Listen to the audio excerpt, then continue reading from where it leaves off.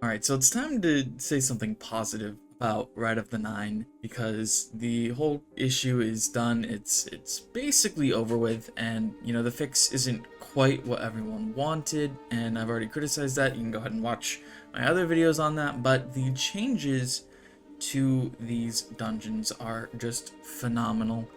And I just finished editing my commentary for the Solo Flawless Vespers Host Guide, which is a long title, I'll admit. But, seeing something changed in that dungeon, particularly, let's say, in the final encounter, the buffs that you use in that final boss area, let's say Scanner, Operator, and Suppressor, all stay in the fridge. You don't have to get them after the first time that you kill the specific Vandals that have those buffs. If, you lose it in the nuke room, then of course you have to go kill a Vandal again.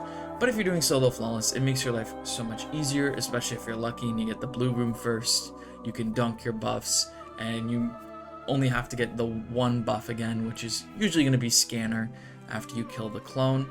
And Ghost of the Deep, with our feedback, has clearly paid off. That's why I'm talking about Vesper's Host and how it's annoying for a solo player to do all of those mechanics when it's clearly designed for 3 players. And that's the tricky part about doing a dungeon, is you want to make it difficult for 3 players, but you also want to make it soloable, and sometimes that makes it hard to do one or the other. And you might have to sacrifice a dungeon's solo experience for that 3-player experience, which certainly happens from time to time. There are dungeons that are just mind-numbingly easy to solo, and then there's Vesper's Host, which is easily the hardest, which I might come out with a tier list soon, since there's a lot of dungeon stuff going on not just dungeons, but which ones are hardest or easiest to solo, because that's a completely different thing. But yeah, Ghost of the Deep in this Rite of the Nine version feels so much better. You don't have to worry too much about the shields of the bosses. You can just focus on doing damage with the best weapons possible. You don't have to run Arbalest. You don't have to run something like Microcosm. You can just shred with Lord of Wolves or Thunderlord or Queenbreaker or whatever your heart desires. You can try it out. And the change to the first encounter, I think, is probably the largest win from this experience, because the community hates that first encounter. I think most people hate it because it's a door opening encounter. You do get a chest at the end, which is cool, but it's not worth doing it 4 times, if that makes sense. And it makes it easier to farm in this event because you only have to do 3 and then you're done. And it just makes the overall dungeon feel shorter. It's still a pretty long dungeon. The water traversal part, I know some people dislike. If you know the right route, it's not that bad if you ask me, but that's just my opinion. And Ekthar, certainly on Ultimatum, is just chaos, and that's how it should be. I haven't gotten to Samuma yet. I haven't really had time to run it yet, but I'm sure it's okay. I did run it on Eternity, but Ultimatum wise, I'm not sure how difficult that is. It's probably easier than Ekthar because the space in that encounter is much larger than with Ekthar. You're kind of trapped in a box with a bunch of ads, and Ekthar tossing his suppressor nades and all that jazz. And the underwater symbol person is, of course, fighting for their lives against Ekthar and Oxygen.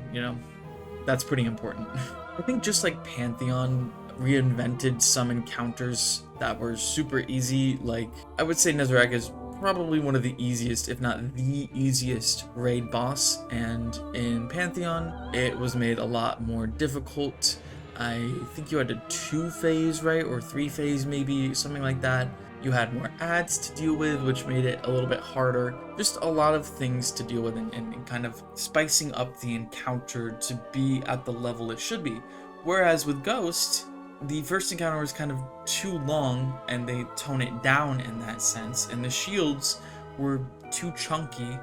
so they toned that down as well. And giving our feedback on these things is important, and that's why, you know, when I do eventually go and make that video of the solo flawless dungeon tier list, I'm going to make sure I incorporate a bunch of criticism and feedback on those dungeons, so that if they do this event again, you know, they can listen to what I have to say and what you might have to say, and so on, and just to make these dungeons more fun. And this is a great way to introduce dungeons to people who haven't played them. Explorer mode, it just holds your hand and allows you to figure out what you need to do, so then you can graduate to eternity mode and have a little bit more challenge now that you're acquainted with everything. And I'm not sure if it's a bug, but some people have reported that they get access to the dungeon after it's been available in the event. That could be a bug.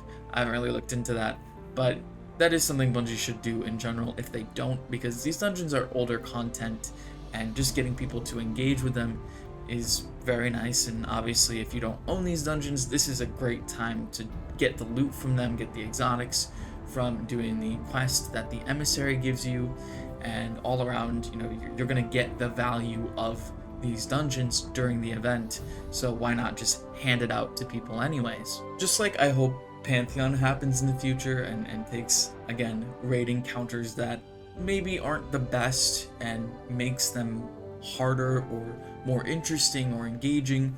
I really do hope they do the same with Ride of the Nine. Pit of Heresy is one that is, I mean, Pit of Heresy and Shattered Throne are just power creeped into oblivion, and it's really sad because when they first came out, they were fun to play and challenging, but now, again, it's a snooze fest. I'm probably never going to touch Pit again. I'd been running it a bunch to get a ship for a friend who was trying to complete the seal and the Triumph thing, the collections, which is, that ship is dumb for that dungeon. The drop rate is insanely low, but I think it was like the 60th or 70th run to get that, and there's no reason to go back and do it until a Rite of the Nine version comes out and eventually, you know, changes some of the stuff throughout the dungeon to make it better. And it's a win for everyone. The community gets to go back into these dungeons and experience a newer version of it that's a little bit more challenging, and maybe an explorer mode for people who have never touched this stuff. You reprise these weapons, and hopefully they're good. If they're not good, whatever, you just don't grind for them as hard as you would maybe for, let's say, duality weapons if they redo duality, and Shattered Throne weapons are just Dreaming City weapons. So I don't know, maybe they'll throw some new weapons in there, whatever they decide to do. I'm just so happy to see these dungeons getting the love that they deserve, in the same way that, you know, a lot of raids with Pantheon got that love.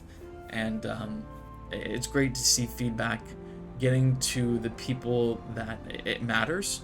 And it can be negative when we're talking about the direction that Bungie is going in as a developer, or not really as a developer, but as a company. But when we give criticism on what the devs implement in the game and how it can be better, they hear it. I mean, the devs are fans of this game. They play this game. So of course they're going to want to make it better in any way, shape, or form that they can. And, you know, there's always practicality and, you know, how long it takes to implement these changes. And I'm sure maybe the thought process at Bungie, at least from the devs' perspective, is to alternate Pantheon and Rite of the Nine, doing one each year. And it really does give you time to come up with the best changes possible and take in as much feedback that you can, and see what is the most requested change. What does the community want the most? And it might be fan service, but you need to not capitulate to your community, but like throw them a bone every once in a while. And this is certainly that, and it's really fun to see. So that's all I have to say. I hope we see more of this in the future. Of course, there could be a lot of things changing at Bungie very soon. Who knows if Sony and Bungie will respond to the public court of opinion on what's been going on with Marathon and, you know, just the company as a whole. But, you know, we'll see. Hopefully the right thing happens. The right people get what they deserve. But, and yeah, we'll see. Anyways, thanks again for watching. See ya.